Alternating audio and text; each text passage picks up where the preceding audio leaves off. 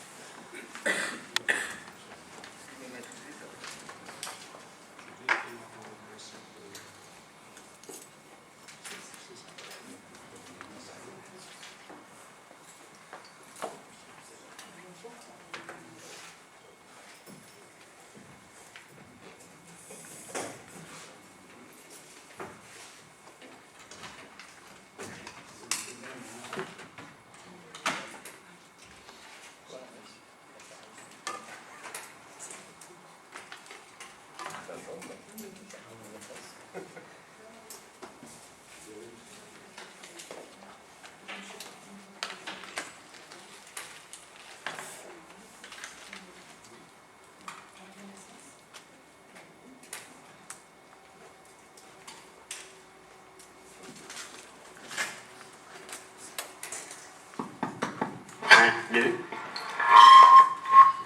1, 2.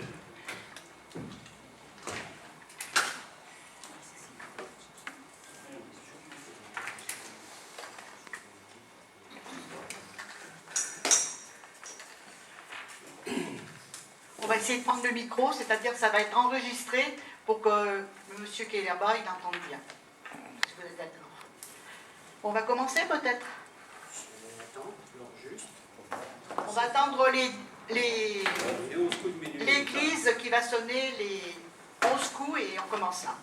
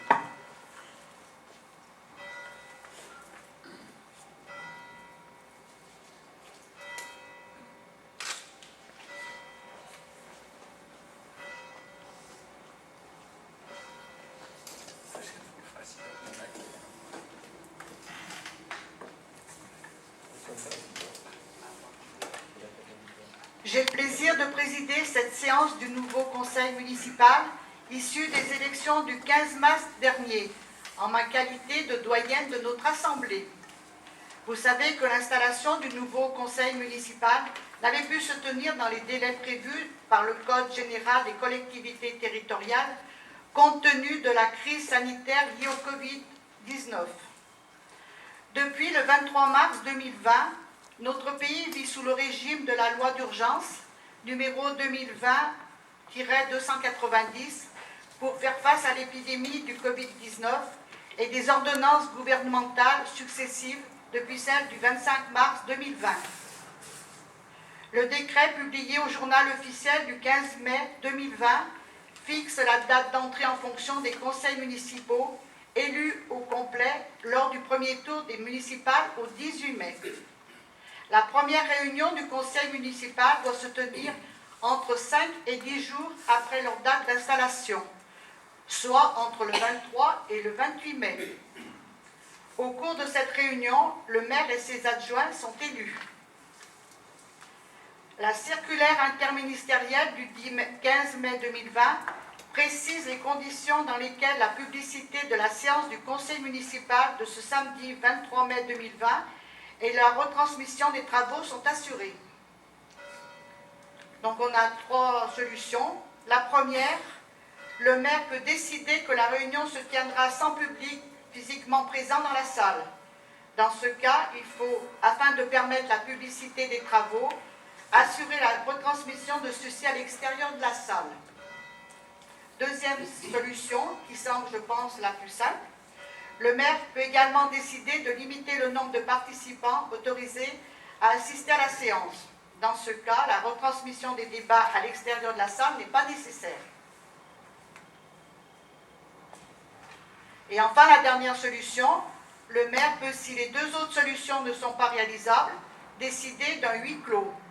Mais il doit alors le faire dans des conditions du droit commun, c'est-à-dire par un vote à la majorité absolue des membres du conseil municipal présents ou représentés. Article L. 2121-18 du CGCT. En cas de huis clos, le conseil municipal devra se prononcer en début de séance. Moi, je vous propose d'adopter la deuxième solution en décidant que le conseil municipal est public avec un nombre de personnes limité à moins de 10 spectateurs, donc c'est ce qui est le cas aujourd'hui. De plus, le conseil municipal sera filmé et mis en ligne sur le site de la commune. Bien que le vote ne soit pas nécessaire dans ce cas, je demande malgré tout s'il y a des objections à cette disposition. Y a-t-il des objections? Donc c'est à accepter à l'unanimité. Je déclare cette première séance du conseil municipal de la mandature 2020-2026 ouverte. Donc je vais procéder à l'appel des conseillers municipaux par ordre alphabétique. Thibal Abellon. Présent. Sandrine Alonso. Présente. Nicolas Benant. Présent. Nicole Bouteillon. Elle a donné pouvoir à Marie-Pierre Johnson-Roy. Donc je le garde. Voilà. Karine Braque. Présente. Frédéric Capio. Présent. Robert Gelas. Alain Gerbeau. Présent. André Germain. Présent. Marie-Pierre Johnson-Roy. Présente. Amélie Journoux. Présente. Christiane Laurent. Présente. Sophie Marguin. Présente. Dominique Babudo-Rakis. Présent. Yves Robert. Présent. Michel Samut. Présente. Marie-Alice présente. Guy Sublet. Présent. Luc Thomas. Présent.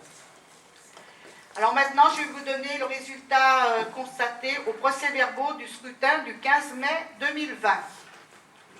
Il y a eu nombre d'inscrits 1321, abstention 602, donc 45,57%, votants 719, 54,43%, blanc 5, 0,38%, nul 20, 1,51%. Exprimé 694 pour 52,54%.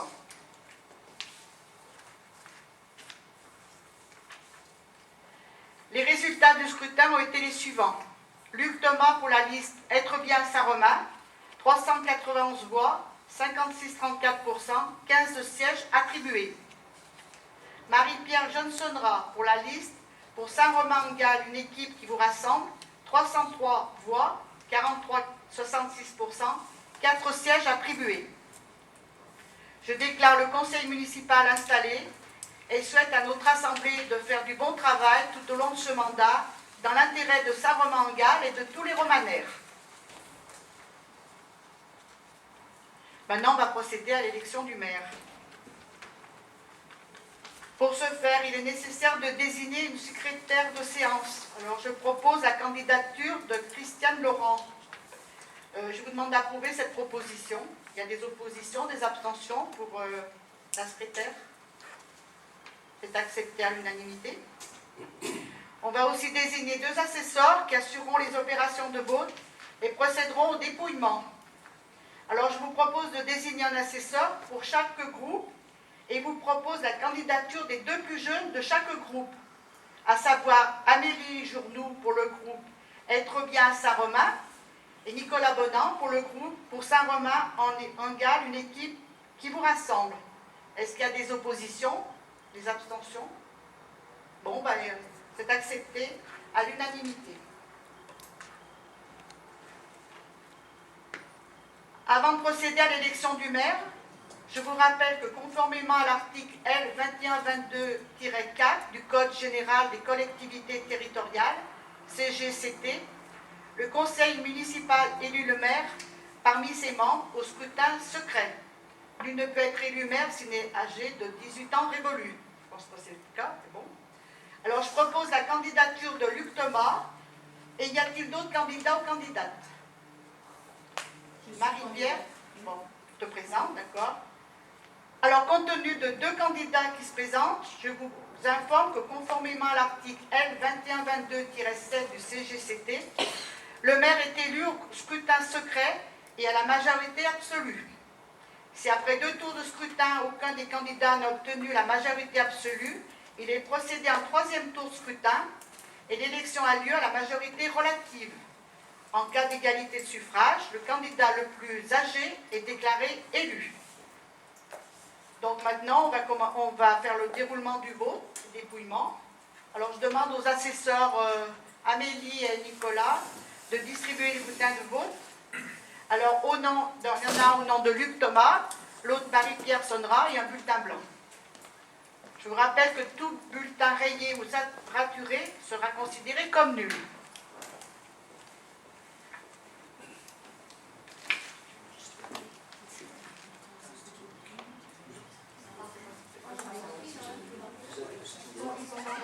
Qui c'est qui les a? Enfin,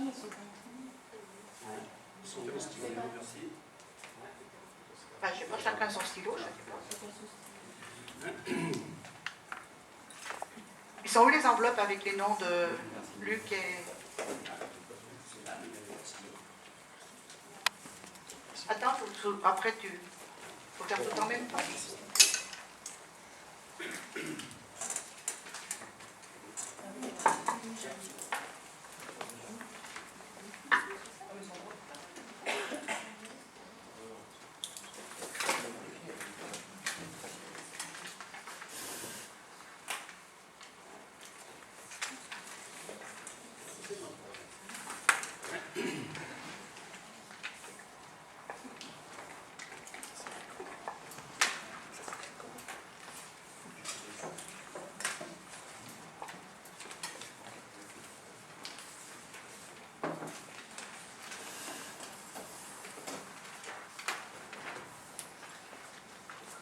Vous avez tous voté?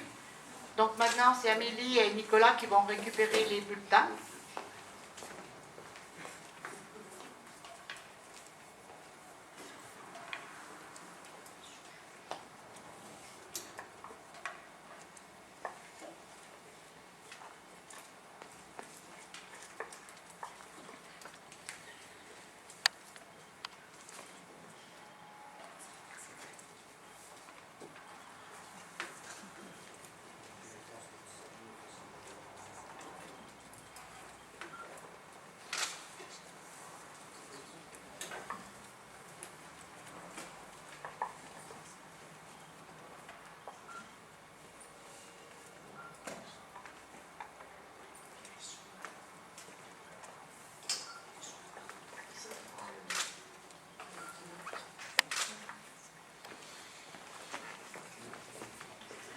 Donc maintenant, on va ouvrir la boîte, il faut en compter 19, c'est toujours à vous. Nicolas?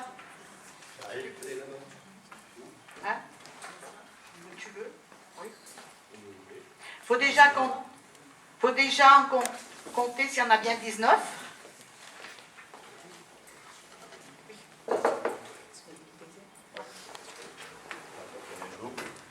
Donc vous comptez déjà pour l'instant et après vous les ouvrez. Comptez s'il y en a bien 19. 5, 6, 7, 8, 9, 10, 11, 12, 13, 14, 15, 16, 17, 18, 19. Donc il y a bien 19, alors maintenant vous allez les ouvrir un par un et nous dire qui c'est qui a été le vôtre, bulletin par bulletin, le nom de la personne. Luc Thomas.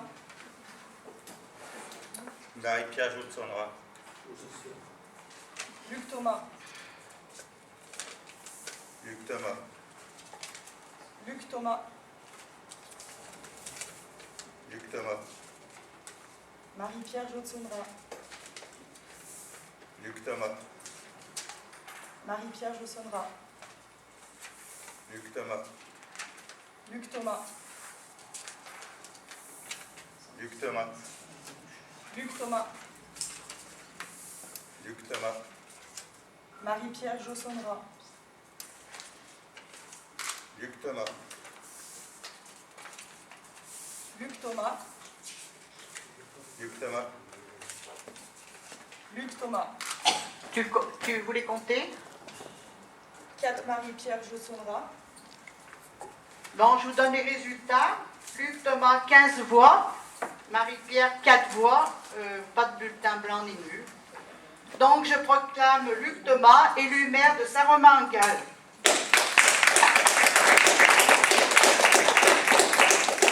Alors maintenant, je vais lui remettre l'écharpe.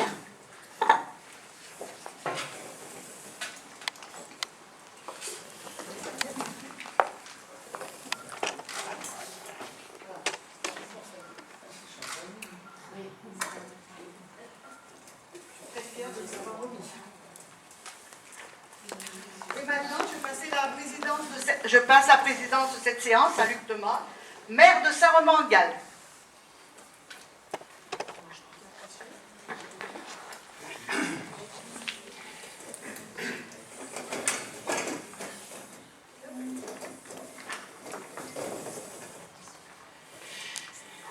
Mes chers collègues, je veux en premier lieu remercier très chaleureusement mes 14 collègues de la majorité, mais aussi nos 6 colistiers qui n'ont pas été élus, pour votre engagement à mes côtés et pour avoir construit ensemble ce beau projet pour être bien à Saint-Romain. Une belle aventure débute et soyez convaincus que nous serons les élus de tous les romanères, sans exclusive, et vous pouvez compter sur moi pour bannir tout dogmatisme et tout sectarisme. Je mesure la responsabilité qui est la mienne et l'ampleur de la tâche qui nous attend au service de notre beau village. Nous réaliserons pour tous les romanères nos près de 40 propositions pour être bien à Saint-Romain. Nous avons aussi une grande responsabilité au sortir de cette crise sanitaire et en ce début de confinement qui nous a éloignés des responsabilités depuis plus de 2 mois. Nous devons réussir le bien vivre à Saint-Romain avec le souci permanent de la sécurité de nos concitoyens, de tous nos enfants, nos aînés, et les familles doivent avoir la conviction que leurs enfants seront en sécurité lorsqu'ils seront sous la responsabilité de la commune ou pendant leurs activités associatives. En ma qualité de maire, j'ai la volonté d'inscrire mon action dans la continuité des maires que j'ai connus, Louis Patard, Denis Levard et bien sûr Pierre Langlais, maire de 2000 à 2020, à qui j'adresse tous mes vœux d'une bonne et longue retraite bien méritée. J'irai très vite lui témoigner ma fierté de succéder à un homme qui s'est engagé pendant près de 50 ans au service de la sécurité civile des Français en qualité de commandant des sapeurs-pompiers et pour ses 20 ans de dévouement en qualité de maire au service de notre commune et des Romanères. Je serai fidèle à sa vision de l'évolution de notre village. Voilà, mes chers amis et collègues, ce que je tenais à vous dire très brièvement au moment où je prends cette belle fonction de maire que nos concitoyens plébiscitent. Cette fonction dont tous les élus vous diront quelle est la plus belle fonction élective. Une nouvelle page de notre histoire s'ouvre et je vous propose d'écrire quelques beaux chapitres ensemble. Merci et bon mandat à tous.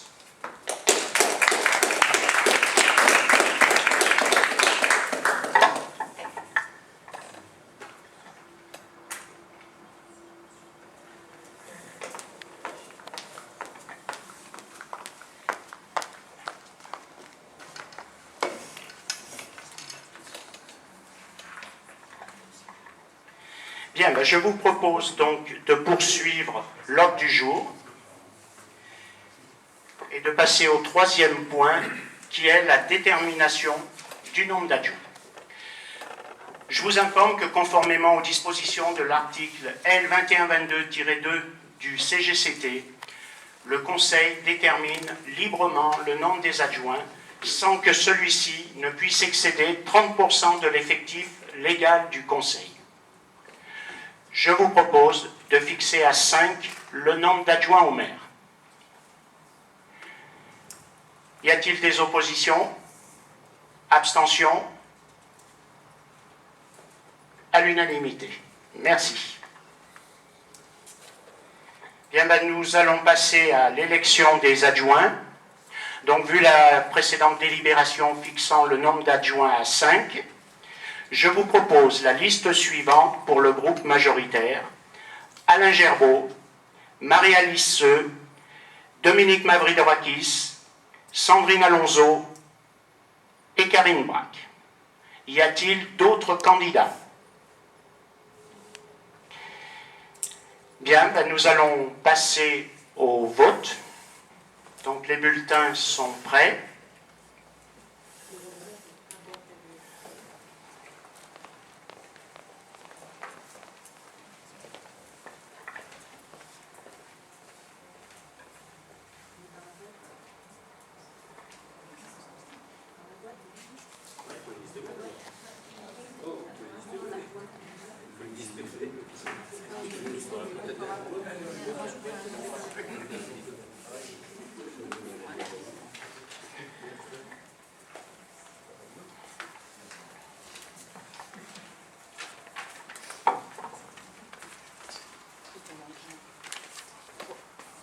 Tu récupères la boîte et tu récupères.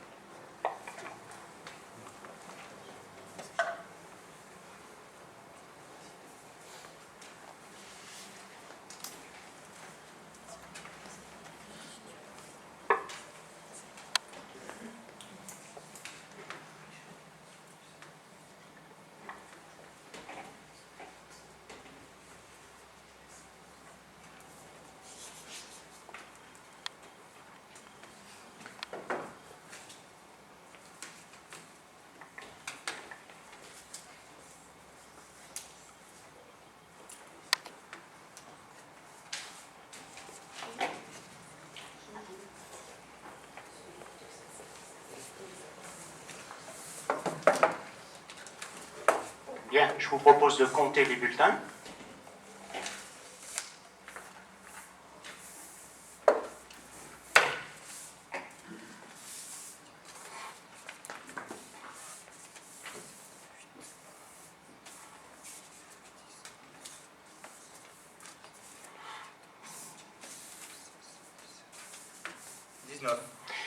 Très bien. Peut-être dans un premier temps, vous vous ouvrez les bulletins et vous identifiez les bulletins complets. Et on décomptera après s'il y a du panachage pour les bulletins où il risque d'y avoir des rayures.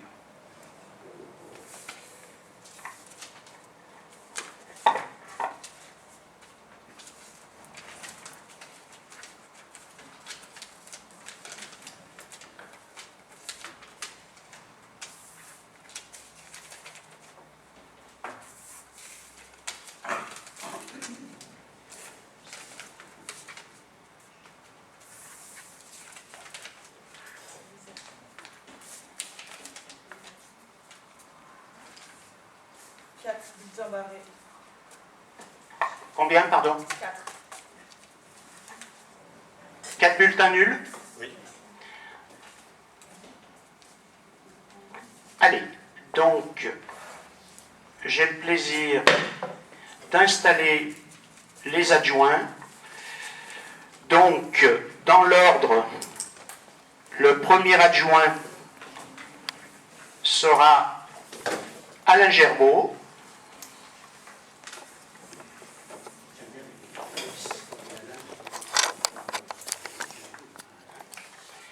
Voilà. Alors bon, il faudra prendre l'habitude de mettre le bleu, il faut la retourner en fait. Voilà. Voilà, monsieur le premier adjoint, félicitations.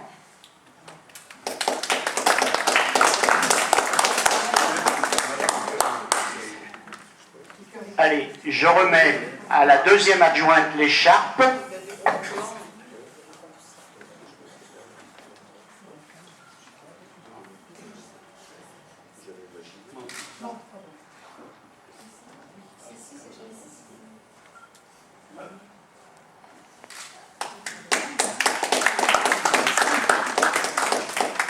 Voilà.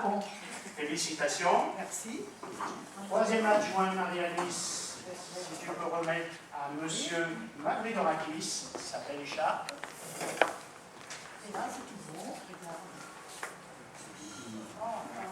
Elle a l'habitude, Marie-Alice.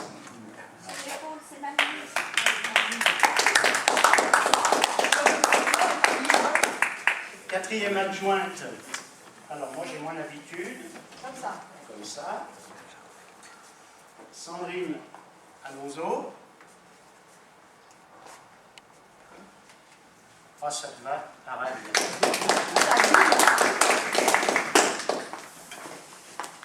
Et cinquième adjointe, Karine. C'est bon.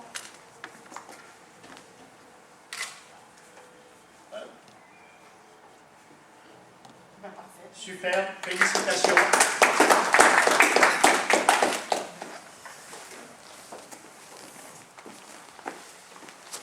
Voilà, alors je vais...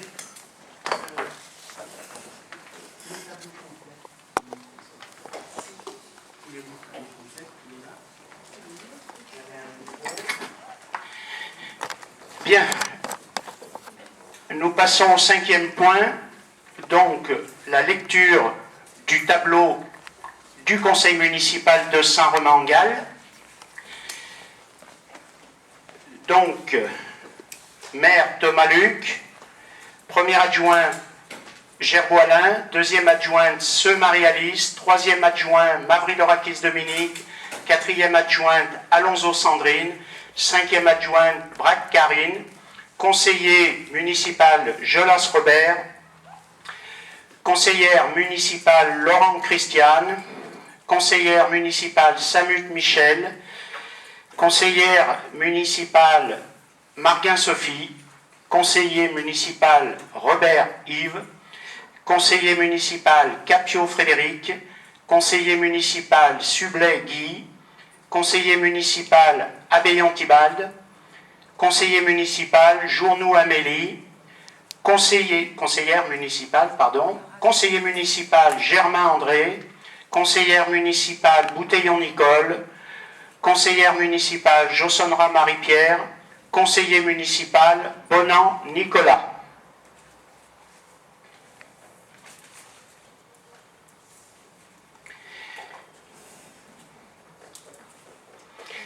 La charte de l'élu local, je vais vous donner lecture de la charte.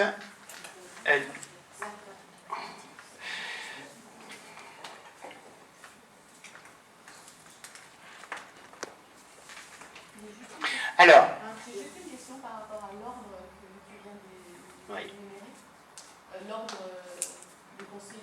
Oui, alors, l'ordre initial, c'est toujours le maire, les 5 adjoints dans l'ordre des adjoints. Après, c'est la liste majoritaire en fonction de l'âge. Et donc la liste minoritaire, après en fonction de l'âge aussi. Donc plus on est sur le fond, plus on est jeune.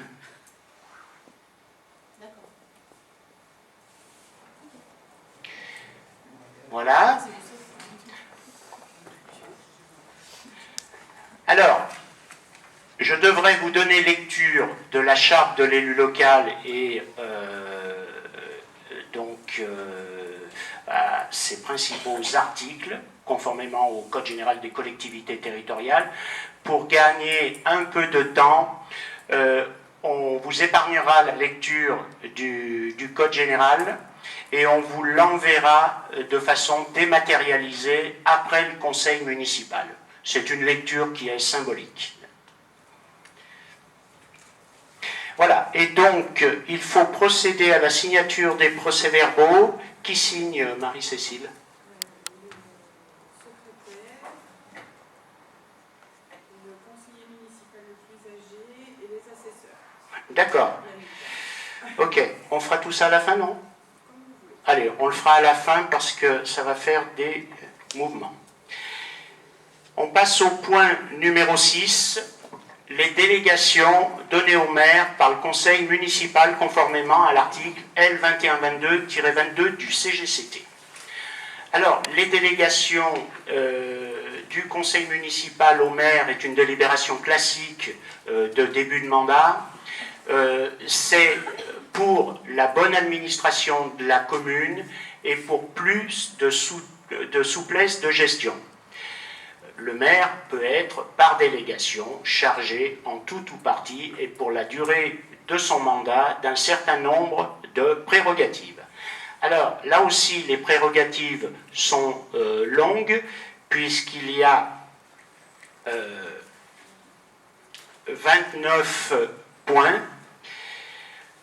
Simplement, plutôt que de vous les lire de façon exhaustive, je vais surtout vous dire comment je vais les exercer.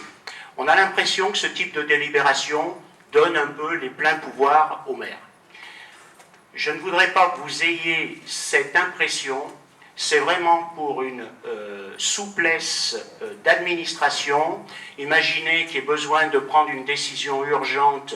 Le maire utilise sa délégation pour prendre cette décision, mais bien souvent, la décision revient au conseil municipal le plus proche. Ce n'est pas une obligation, mais par principe, je le ferai pour la bonne information du conseil municipal, notamment pour ce qui est des questions de finances et pour ce qui est des questions de marché public, puisque la délégation donne compétences et pouvoirs au maire pour tout ce qui est marché à procédure adaptée.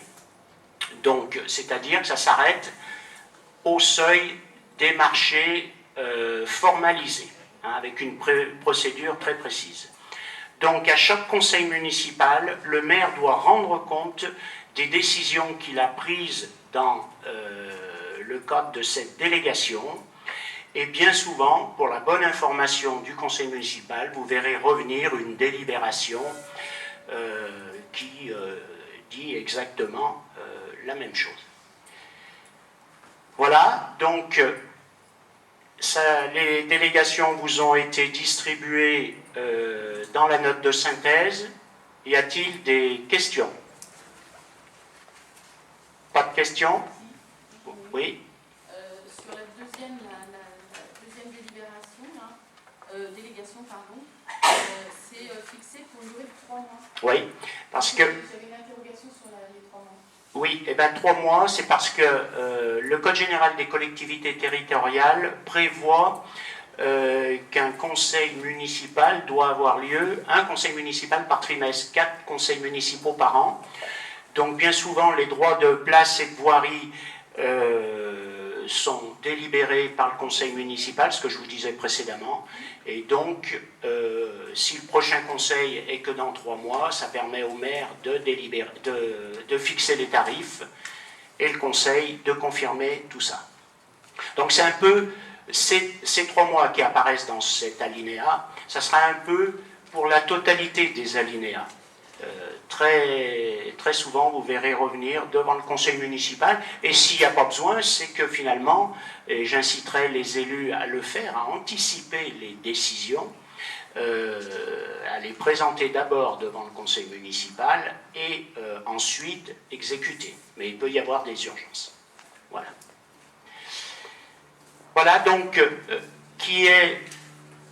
Allez, on va commencer par qui est pour ces délégations. Qui est contre? Qui s'abstient? 3, 4 abstentions.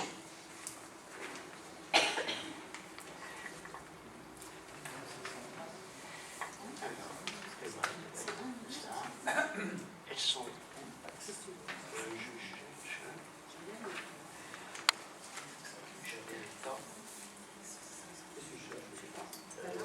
Je cherche... Ah oui, oui, elles ont déjà tourné. Donc nous passons au point suivant. Donc, fixation des indemnités des élus. Donc dans la note de synthèse qui vous a été distribuée, il vous a simplement été rappelé le cadre pour la fixation des indemnités des élus.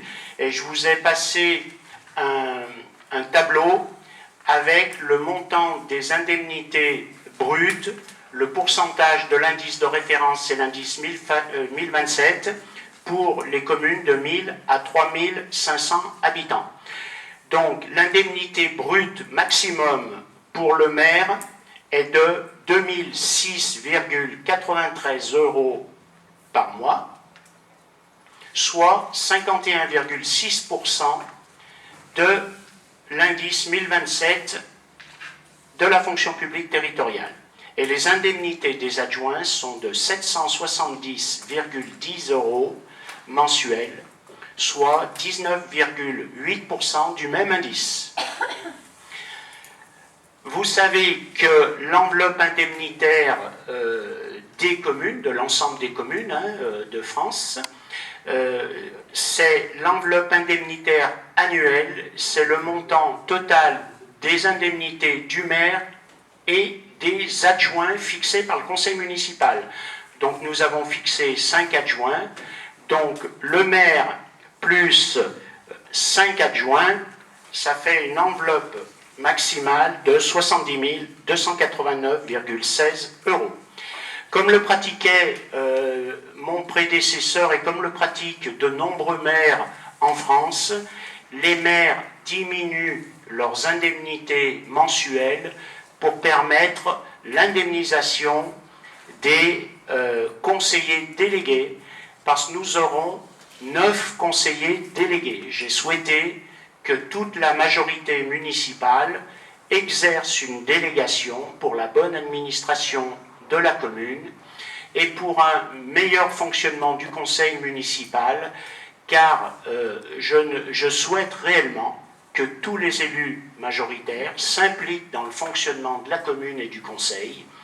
Et qui dit s'impliquer dit quelques frais, notamment frais de déplacement, on roule beaucoup. Et donc j'ai souhaité qu'ils aient une petite indemnité mensuelle. Donc, lorsque la commune avec 5 adjoints, l'indemnité du maire était de 1400 € brut mensuels, je conserverai ce montant-là. Et l'indemnité des adjoints sera légèrement rognée pour, à l'exception du premier adjoint, qui a une grosse délégation, d'ailleurs je vous parlerai des délégations dans un moment, Et donc, ce qui nous permet d'avoir, comme l'indique la délibération qui vous a été distribuée, d'avoir le maire, 5 adjoints et 9 conseillers délégués. Donc les 15 membres de la majorité exerceront une délégation. Donc je vous propose de fixer l'indemnité maximum du maire qui était, je vous le disais, de 51,6% de l'indice 1027.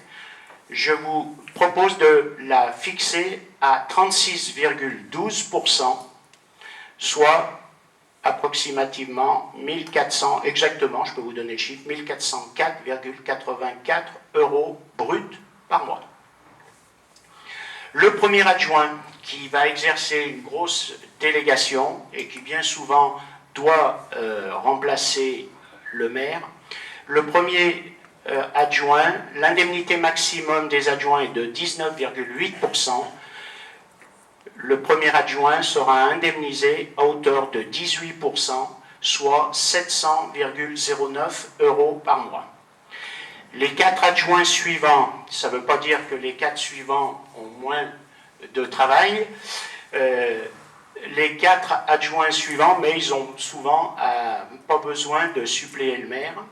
Donc les 4 adjoints suivants, l'indemnité de 19,8% maximum passera à 15,43% pour passer à une indemnité mensuelle brute de 600,13 €. Et donc ce qui permet aux conseillers délégués, aux 9 conseillers délégués, ce qui permet d'indemniser les conseillers délégués à hauteur de 3,86% de l'indice 1027, alors qu'il aurait été possible d'indemniser jusqu'à 6%. Donc chaque conseiller délégué aura une petite indemnité mensuelle de 150,13 €. Voilà. J'ai une question, s'il te plaît. Concernant les 4 autres conseillers, auront-ils la possibilité de faire des notes de frais au kilomètre réel parcouru pour le bien de la commune? Alors, ça sera le cas d'ailleurs de tous les conseillers. Toutes les frais de déplacement à l'extérieur du territoire de la commune seront pris en charge, c'est réglementé, il y a des barèmes kilométriques, et ça, il n'y a pas de problème.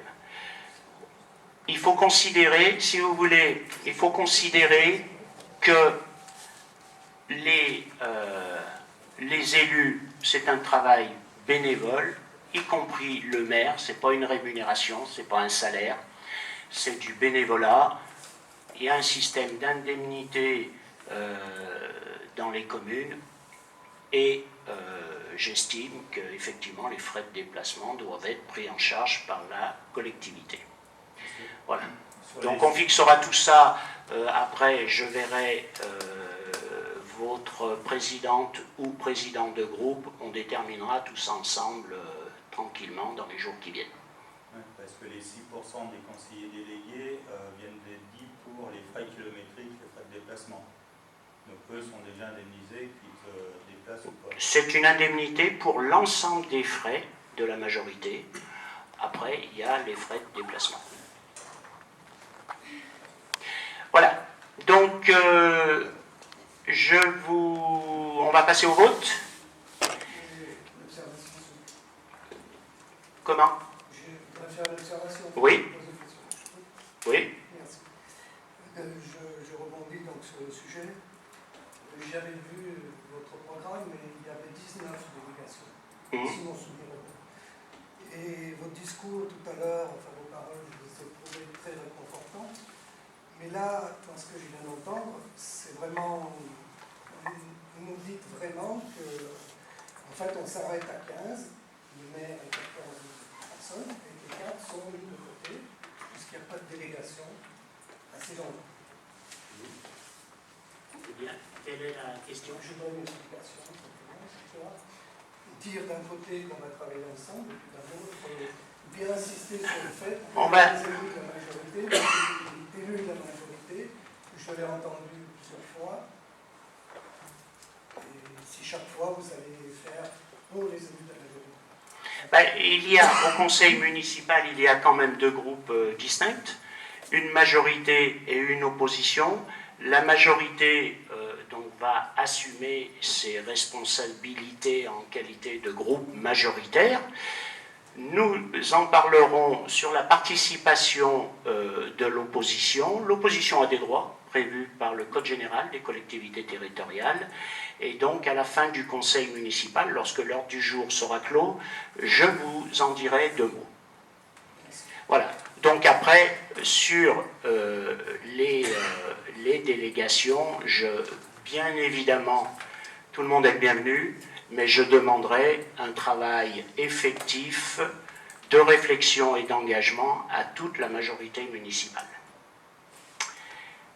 Voilà, on va passer au vote. Qui s'abstient?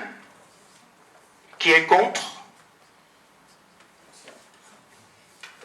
3 contre? 4 contre? Abstention, pardon. Donc, 4 abstentions. Rapport adopté à la majorité. Voilà. Eh bien, écoutez, chers collègues, l'ordre du jour, avec l'installation du nouveau conseil municipal, est clos. Je voudrais simplement revenir, c'est en lien avec la question que posait M. Germain. Je voudrais, avant de conclure, revenir sur justement la participation de chacune et de chacun. Jusqu'à présent, le conseil municipal de Saint-Romain-en-Galles n'avait pas de règlement intérieur du conseil municipal. Et bien souvent, il n'y en avait jamais dans les communes de moins de 3500 habitants, parce que le Code général des collectivités territoriales prévoyait l'obligation de fonctionner avec un règlement intérieur du conseil municipal, l'obligation pour les communes de plus de 3500 habitants. Il se trouve que le législateur a considéré que les communes de plus de 1000 habitants pouvaient fonctionner maintenant comme les communes, il y a quelque temps, les communes de plus de 3500 habitants. Et donc je vous proposerai, ce sera la première délibération du prochain conseil municipal, je vous proposerai de réfléchir sur notre mode d'action, le mode de participation de chaque élu, le fonctionnement intérieur du conseil municipal, avec notamment les commissions municipales. Et donc, pendant ces 2 mois de confinement, nous avons travaillé, beaucoup travaillé, la future majorité. On avait beaucoup de temps, on a passé beaucoup de temps en visioconférence. On a beaucoup travaillé pour réfléchir à tous les problèmes liés au Covid-19, mais aussi pour réfléchir au fonctionnement du conseil municipal. Et donc, je vais vous proposer, je vais vous distribuer un projet de règlement intérieur du conseil municipal que je vous demande d'étudier assez rapidement. Je vous l'enverrai de façon dématérialisée dès lundi, mais j'ai tenu à ce que vous l'ayez imprimé sur papier pour qu'on se pose tranquillement à réfléchir au mode de fonctionnement du conseil municipal, au rôle de chacun, au rôle de la majorité, au rôle de l'opposition. Et donc je vais vous distribuer un règlement intérieur, un projet de règlement intérieur, et dès lundi, j'enverrai un mail à Madame Sonra et nous discuterons, on conviendra d'un rendez-vous et nous discuterons de tout ça ensemble et le fonctionnement du conseil municipal. Je crois que Saint-Romain-en-Galles avait besoin d'un grand coup de démocratie interne au conseil municipal et que rien de tel que réglementer les choses de façon précise, de façon totalement ouverte. L'opposition, comme je vous le disais, a des droits. En aucun cas, les droits seront muselés par la majorité, quand bien même le groupe majoritaire est largement prédominant. Et je dirais même, vous pourrez comparer avec le Code général des collectivités territoriales, nous irons beaucoup plus loin dans la démocratie interne, dans l'accès aux dossiers, l'accès aux délibérations, sur le fonctionnement du conseil municipal, puisque dans ce projet de règlement intérieur, nous avons gardé beaucoup de dispositions qui s'imposent aux communes de plus de 3500 habitants. On n'est que 2000 habitants, on aurait pu faire un service minimum. Vous verrez que c'est un service maximum et totalement ouvert pour un fonctionnement totalement démocratique et une bonne information de tous les conseillers municipaux. Voilà ce que je tenais à vous dire. On ne peut pas vous donner de date du prochain conseil municipal, mais il y aura probablement réuni dans les mêmes conditions sanitaires. On verra s'il y aura un peu plus de public, parce qu'on aura peut-être l'occasion de le faire à la salle polyvalente. Et ça aussi, le conseil municipal, c'est une chose, mais c'est vraiment un souhait que la population participe au maximum à nos travaux et que la population soit informée de tout ce qui se passe dans leur commune. Voilà, mesdames, messieurs, je vous souhaite à toutes et à tous, oui. J'ai juste une remarque. Je trouve quand même dommage qu'il n'ait pas eu un hommage rendu à l'équipe sortante sur la gestion de la crise et du confinement au sein de la commune, puisqu'il a quand même fallu gérer les affaires courantes pendant 2 mois de confinement, relancer les affaires scolaires, continuer les portages des repas, enfin voilà, continuer la vie des romanères, et il n'y a pas eu de, alors, je ne demande pas un hommage, des applaudissements, mais au moins une reconnaissance sur le travail qui a été effectué pendant cette période difficile pour tous. Voilà. Comme dirait la vieille formule, qui ne dit mot consent, et que effectivement chacun a fait son travail dans le cadre de ses obligations. Si nous avions pu nous installer dès le premier vendredi, eh bien, nous aurions assumé les mêmes obligations. J'avais proposé à M. Vincereau un coup de main. Bon, j'ai pas eu d'écho et de réponse précise. Il a fallu ferrailler un peu pour qu'on ait l'information minimum conformément à la loi et à l'ordonnance gouvernementale, mais bien évidemment, chacun a fait son travail, je le reconnais bien volontiers, et lorsque nous serons en place, nous ferons le point de tout ce qui a été fait, tout ce qui a été réussi, moins bien réussi, mais bien évidemment, en aucun cas, on ne dénigrera ce qui s'est passé pendant ces 2 mois. Voilà, chacun assume ses responsabilités selon son savoir-faire, son mode de pensée.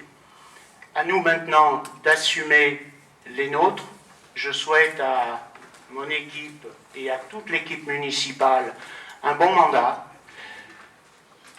Ma porte sera toujours ouverte. J'oublie pas que si je suis le maire de la commune, je ne m'enfermerai pas dans mon bureau. Chacun pourra venir me voir à souhait et je le recevrai ou je la recevrai dans toutes les meilleures dispositions et d'ouverture d'esprit. Merci à tous.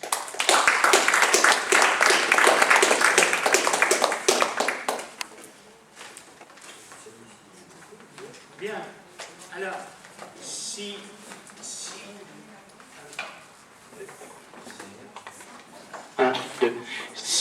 quelques gouttes nous le permettent, si on pouvait faire très rapidement une photo du conseil municipal. Il pleut ? Il y a une accalmie.